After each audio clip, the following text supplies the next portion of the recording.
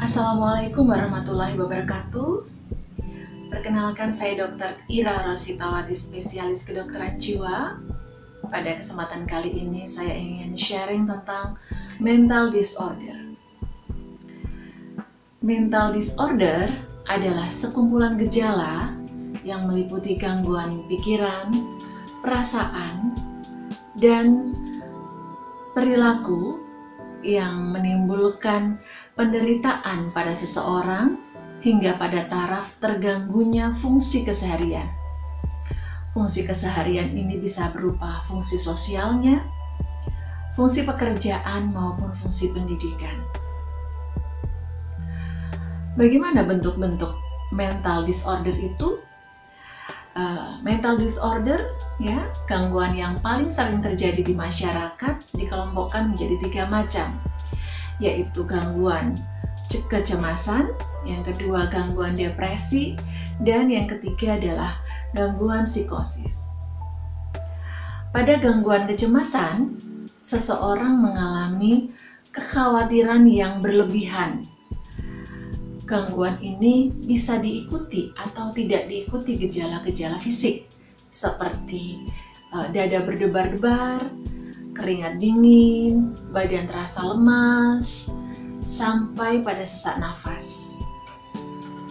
Pada gangguan kecemasan ini ada berbagai macam. Ada gangguan kecemasan fobia, gangguan kecemasan menyeluruh, dan ada gangguan kecemasan obsesif kompulsif, dan lain sebagainya.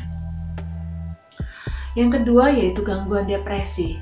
Seseorang yang mengalami gangguan ini, dia mengalami gangguan suasana perasaan. Yaitu suasana perasaan yang bagaimana? Yaitu suasana perasaan murung atau kesedihan yang mendalam hingga minimal 14 hari, diikuti turunnya semangat dan menurunnya energi. Pada gangguan ini bisa diikuti pula gejala-gejala lainnya seperti konsentrasi yang menurun, menurunnya selera makan, gangguan tidur, hingga diikuti pula pesimistik atau ide-ide putus asa sampai pada ide-ide bunuh diri. Dan yang ketiga adalah gangguan psikotik. Gangguan psikotik adalah gangguan yang cukup serius, gangguan termasuk gangguan jiwa berat, di mana seseorang yang mengalami gangguan psikotik ini, dia mengalami kendala di dalam fungsi menilai realitas. Gangguan ini bisa dalam bentuk gangguan pikiran, gangguan perilakunya, psikomotornya.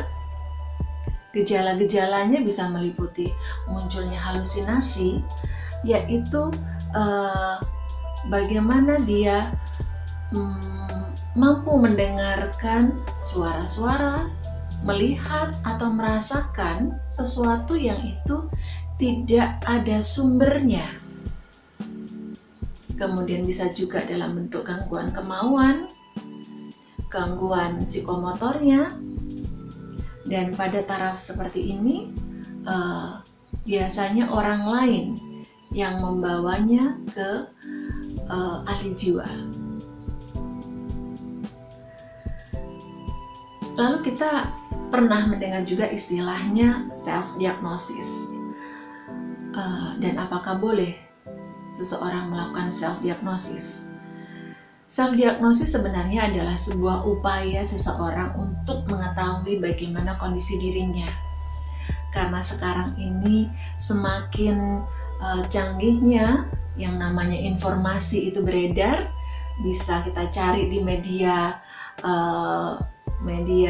massa dalam bentuk internet, sehingga seseorang mulai mencocokkan apa yang terjadi pada dirinya dengan sumber informasi tersebut. Namun bolehkah self-diagnosis ini kemudian diyakini sebagai gangguan terhadap dirinya tentu ini tidak bisa serta-merta dilakukan ya. Karena apa? Karena seseorang yang melakukan self-diagnosis tanpa didasari informasi dari ahlinya, maka bisa menimbulkan kesalahan dalam mendiagnosis dirinya. Bisa jadi menimbulkan kecemasan yang jauh lebih meningkat dibandingkan gangguannya itu sendiri.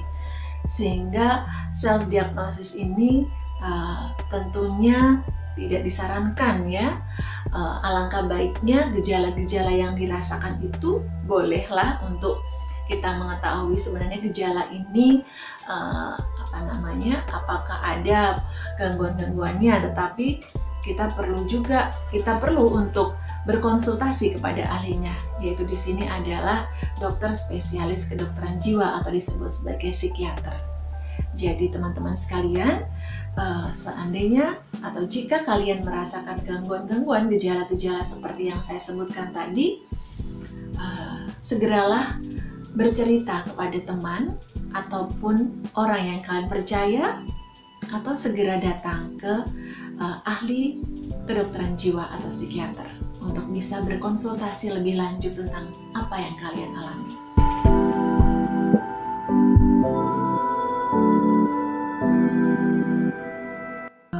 Gangguan cemas dan depresi, ini dari ruang praktik saya. Ada seorang mahasiswi gangguan mental itu bisa diobati dan pernah merasakan sampai